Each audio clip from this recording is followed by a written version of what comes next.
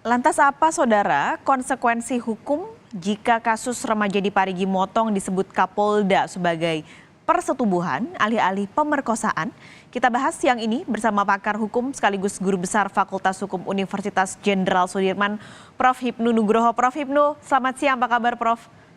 Selamat siang, Mbak. Alhamdulillah baik-baik saja. Oke, Prof, ini kembali jadi polemik yang harusnya kita fokus pada kasus hukumnya, tapi malah menimbulkan polemik lain dengan Kapolda menyatakan ini persetubuhan, bukan pemerkosaan. Ini kalau dari kacamata hukum, Prof, apa konsekuensi dari perbedaan diksi kedua ini? Ya, perbedaan diksi sebagai bentuk persetubuhan itu biasanya pada orang dewasa. Orang dewasa yang sama-sama mau di luar perkawinan. Ataupun terkait dengan kalau toh pun orang ada persetubuhan bersama. Tapi pertanyaannya ini adalah anak. Anak itu ada suatu perlindungan khusus, lex specialis, bahwa kalau toh persetubuhan itu adalah pasti ada perkosaan. Itu. Kalau perkosaan pasti ada persetubuhan. Kalau persetubuhan belum. Nah, ini yang saya kira harus juga diklarifikasi. Karena terminologi gini, Mbak. Ini kan tersangkanya kan 11. Ya. 10 lah ya. Pertanyaannya, apakah 10 itu merupakan persetubuhan? Saya kira kok perlu diidentifikasi kasusnya. Kan gitu lah. Mungkin saja satu atau dua itu adalah sebagai persetubuhan. Tapi yang 3, 4, 5 atau 5, 6, 7 itu tampaknya perlu ada suatu penyidikan lebih akurasi. Karena gini, kalau kita lihat perkaranya ini kan suatu informasi awal selama 10 bulan. Dan pelaku kedua, ketiga, 4, 11 itu adalah pelaku yang mendapatkan informasi. Nah, pertanyaannya, apakah si anak ini adalah mau? Belum tentu. Kan gitu loh, Mbak. Ini saya kira memang statement persetubuhan itu masih terlalu dangkal karena pelakunya adalah 11. Mungkin ada, tapi juga mungkin ada suatu perkosaan. Karena modus-modus yang dilakukan itu mungkin, loh dengan dia mau kenapa tidak? Lah itu ada suatu pemaksaan. Karena namanya perkosaan ini nanti, tindak pidana anak, itu masuknya adalah tindak pidana kekerasan anak, TPKS. Ini yang mungkin lebih berat ya dari tindak pidana yang diadukan perkosaan 285 ataupun 76 Undang-Undang Perlindungan Anak. Oleh karena itu kalau nanti sampai terbukti kekerasan seksual pada anak dalam Undang-Undang 20 2002 yang terbaru kemarin, itu adalah pidananya diperberat tambah sepertiga. Artinya, kalau nanti terbukti itu persetubuhan ada 15 tahun, ditambah menjadi 20 tahun. Ini saya kira terminologi hukum yang harus dipahami antara persetubuhan dan kekerasan anak. Tapi kita masih terlalu dini untuk melihat itu suatu persetubuhan anak. Kan itu, karena dalam anak itu ada korelasi loh, Mbak, korelasi finansial dan korelasi ketakutan. Ada suatu ketakutan mau. Nah, bagaimana kalau tidak mau? Itulah kekerasan. Terminologi sangat sempit yang di dalam undang-undang anak itu merupakan bagian lex specialis dari lex generalis pada kekerasan orang dewasa. Gitu. Kalau nanti polisi bersikukuh bahwa ini adalah persetubuhan bukan pemerkosaan, berarti ada pengaruh sanksi hukumnya, Prof? Oh iya, artinya pelaku yang lain. Makanya saya katakan, Pak Kapolda mungkin nggak salah, tapi hanya beberapa kasus. Berapa pelaku? Pelakunya kan 10, Mbak. Ya. Pertanyaan apakah 10 persetubuhan? Kan tidak, kan gitu kan. Mungkin yang 5 sampai 10 bisa lagi dengan kekerasan. Kita nggak tahu. Jadi jangan digeneralisir. Kalau digeneralisir agak keliru ini. Ini seolah-olah kan Polda menggeneralisir itu persetubuhan. Oh, belum tentu.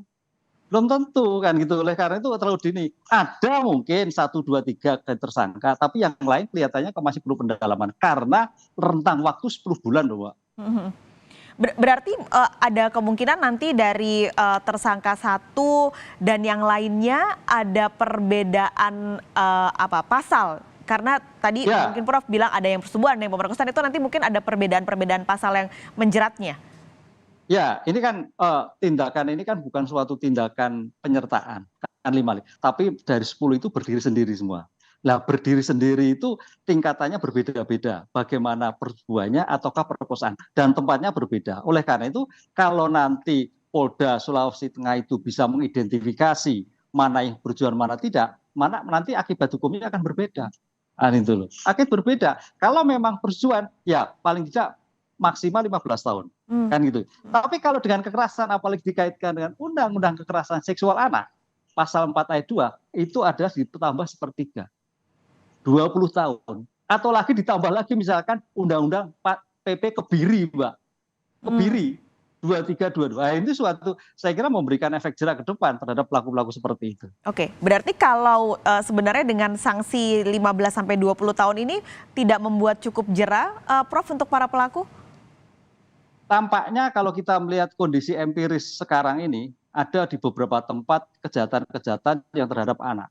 Bahkan di tempat-tempat tertentu kaitannya pendidikan pun anak. Oleh karena itu dari kasus ini tampaknya penegak hukum, yaitu penegak hukum nanti pengadilan harus memberikan suatu putusan pemidana yang betul-betul retributif, yaitu pembalasan, restriktif pembalasan, bukan lagi pembinaan, karena ini orang dewasa, kasihan korban.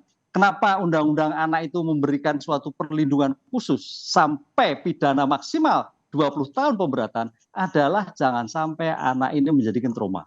Anak ini adalah sebagai calon-calon generasi muda. Sehingga kalau sampai di mudanya hancur, bagaimana harapan depan bangsa negara kita? Arahnya kan gitu spiritnya, Mbak.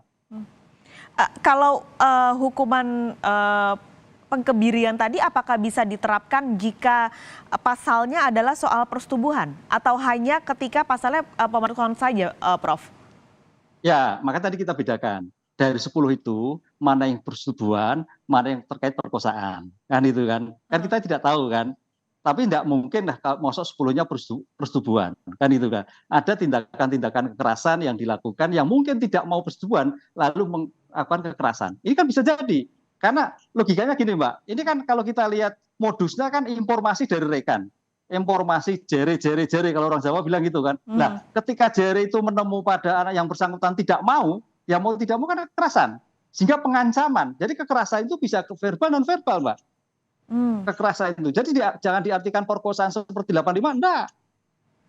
Kan begitu. Ini yang harus kita perhatikan. Makanya di dalam perkosaan istilah kekerasan dalam anak itu merupakan leg spesialis di luar dari KUHP. Nah, mudah-mudahan Polda Sulawesi Tengah bisa menemukan dari 10 itu 5 yang terkait dengan perkosaan kekerasan seksual. Itu baru oke. Ini kalau penerapan kebiri ini apakah sudah pernah ada kasus di Indonesia yang dilakukan juga untuk pasal ini, Prof? Ya, kalau kita lihat kebiri ini kan timbul kan dari ke Pengadilan Negeri Jawa Timur lah. Jadi begitu sadisnya orang melakukan kejahatan anak sampai hakim berpikir melompat menjatuhkan putusan kebiri. Padahal kebiri itu belum ada. Kemudian dalam beberapa bulan kemudian pemerintah merespon, wah ini kejahatan ini saya kira hal yang bagus. Maka lahirlah peraturan pemerintah 2003-2020 tentang kebiri kimia bagi pelaku kekerasan seksual. Pertanyaannya, apakah itu dieksekusi atau belum? Kita tidak tahu. Tapi undang-undang itu ada. Cuman perdebatannya kemarin, tim dokter tidak mau mengebiri. Nah, itu loh, karena namanya dokter itu kan menyembuhkan. Ya. Tapi kalau dalam undang-undang kan ada perintah. Perintah undang-undang tidak ada lihat di dokter atau siapa. Perintah undang-undang kalau kita kebiri ya kebiri kan gitu loh. Nah ini saya kira suatu saatnya bisa dilaksanakan. Karena apa, Mbak? Kalau kita lihat ini, kemarin kan kita lihat pelakunya itu 1, guru. 2, kepala desa. 3, oknum Polri. Saya kira bukan hal yang biasa-biasa, sehingga sebagai bentuk penjaraan saya kira bisa diancamkan kan begitu. Ini tadi ada satu yang disebut Prof. Hipnu, ada satu polisi yang sebenarnya saat ini masih terduga karena alasan belum cukup bukti. Nah ini nanti gimana Prof ke depannya? Atau mungkin cukupkah dijerat dengan pidana saja atau bagaimana menurut Prof. Hipnu? Ya, kita gantung pada pembuktiannya. Makanya ini pembuktiannya harus betul-betul akurat ya. Memang kejahatan seksual, perkosaan itu kejahatan yang tersembunyi. Buktinya memang agak sulit gampang kan itulah. Oleh karena itu saya kira Polda Sulawesi Tengah harus ya transparan kan gitu kan, sehingga jangan sampai ditutup-tutupi kan itu. Sehingga dengan IT, scientific crime investigation, pendekatan psikologi saya kira akan terbuat. Kalau memang tidak terbukti ya tidak, tapi kalau iya, lah itu putusannya harus lebih berat karena sebagai oknum penegak hukum begitu. Oke.